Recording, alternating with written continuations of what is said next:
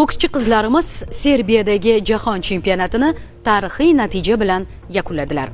Unda O'zbekiston terma jamoasi muvaffaqiyatli ishtirok etib, dunyo birinchiligida ilk bor bitta kumush va 3 ta bronza medaliga ega chiqishdi.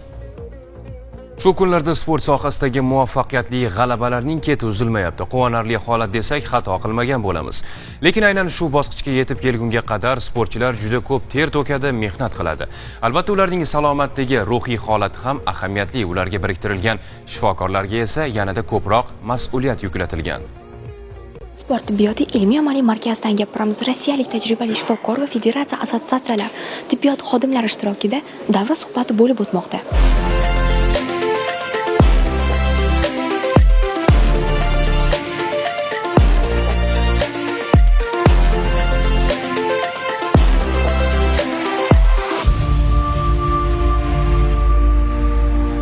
Sport sohasida erishilayotgan yutuqlar sabab O'zbekiston jahon miqyosida yuksak pog'onalarni zabt etmoqda. Ko'rinib turgan muvaffaqiyatlar ortida esa harakat, sabr va tinimsiz mehnat mujassam. Mashg'ulotlar yoki musobaqalarda olinadigan jarohatlar sportchilarning salomatligiga salbiy ta'sir ko'rsatadi. Ayni shu paytda sport shifokorlari yordamga keladi.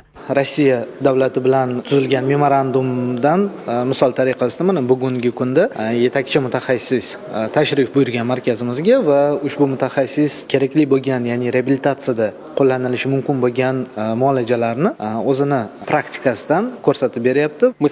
Sport tibbiyoti ilmiy-amaliy markazida men va hamkasblarim sportchilar va havaskorlarni reabilitatsiya qilish bilan shug'ullanamiz. Biz sportchilarga va havaskorlarga tezda kerakli yuklamalarga qaytishga yordam beradigan va yaxshi hayot sifatini ta'minlaydigan tiklanish yondashuvlarini ishlab chiqamiz.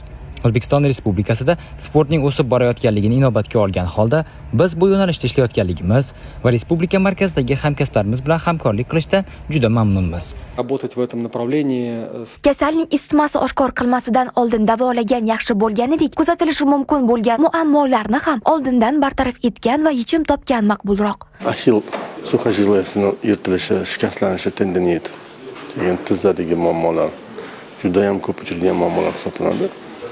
Bizda juda ko'p savollar har doim tug'ilgan va bu hozirgi master-klassdagi javoblar oxirgi shu Yevropa standartlari, Amerika standartlari bo'yicha davolash to'g'risida olib borilmoqda. Bo'lib o'tayotgan va bo'lib o'tishi rejalashtirilgan davra suhbatlari soha mutaxassislarining o'zaro tajriba almashinuvlari sportchilar uchun ham, o'zbek sportining kelajagi uchun ham ahamiyatli ekanligiga shubha yo'q. Bu kun Sevinch Mardonova, Sardor Yo'ldoshev, Toshkent.